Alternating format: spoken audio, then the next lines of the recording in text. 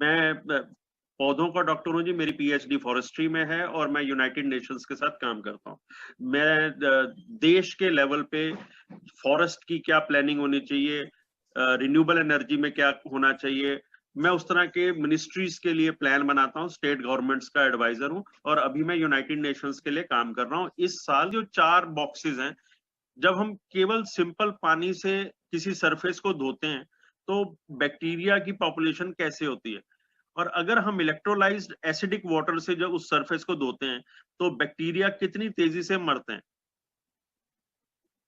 ये स्लाइड एक मैं आपके साथ शेयर करना चाह रहा था, साथ और ऐड करना चाहता था। मैं बताता हूँ, जैसे मैंने कहा कि मैंने प्लांट साइंसेस से हूँ, तो मैंने प्लांट साइंसेस से ही शुरू किया पहले। ये एक बीमारी है जी प्लांट जो आलू में आती है। जब मैंने अपने खेतों में ये 2.5 इस्तेमाल करना शुरू किया, तो ये बीमारी मेरे खेतों से खत्म हो गई। आलू के खेतों में जर्मिनेशन परसेंटेज में बहुत फर्क था। ये मेरी स्लाइड बहुत सारे लोगों ने देखी होगी, ये मक्की के खेतों की है। ये जलंधर में ट्रायल हुआ था।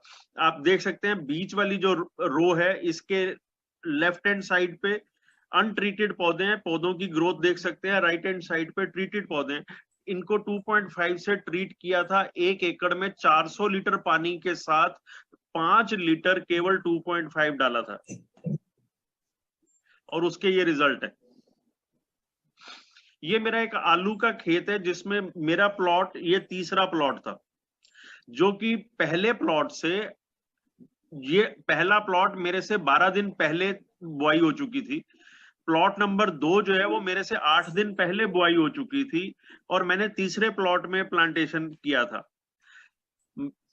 प्लॉट नंबर 1 और प्लॉट नंबर 2 मेरे से पहले एक इरिगेशन ले चुके थे। खेती में एक इरिगेशन हो जाने का मतलब है पौधे स्टैब्लिश हो जाते हैं। उस समय मैंने क्रॉप शुरू किया था। जब मैंने 50वें दिन प्लांट्स की फोटोग्राफ लिए, तो आप देख सकते हैं कि प्लॉट नंबर 1 में अभी भी बीच में लाइनें दिख रही हैं, गैप है। प्लॉट नंबर 2 में अभी झुंड से बने हुए, कुछ पौधे खड़े हैं, कुछ पौधे गिर भी गए। पर प्लॉट नंबर 3 में अभी भी पौधे सीधे ऊपर उठ रहे थे। ग्रोथ बहुत अच्छी थी और पूरी तरह से ग्राउंड कवर बन गया था। यहां मेरे को लगभग 28% क्रॉप यील्ड ज्यादा मिली। ये अभी इसी साल का अनियन का प्याज की खेती है। इस तरफ का ये रेत में, अलवर के सैंडी मिट्टी में ये प्लांटेशन थी, और यहाँ आप देख सकते हैं कि ये अनट्रीटेड क्रॉप है और यहाँ ये ट्रीटेड क्रॉप है। सिर्फ एक स्प्रे जिसकी रेशो रही 115 लीटर पानी में 5 लीटर 2.5। ऐसे ही कुछ लोग नर्सरी का कारोबार करते हैं। ये गोभी की नर्सरी है, फूल गोभी की नर्सरी पहले बनाई गई थी। तो आप देख सकते हैं कि जो जिन ट्रेस को ट्रीट नहीं किया और जिन ट्रेस को ट्रीट किया, उनमें जर्मिनेशन परसेंटेज का क्या फर्क रहा।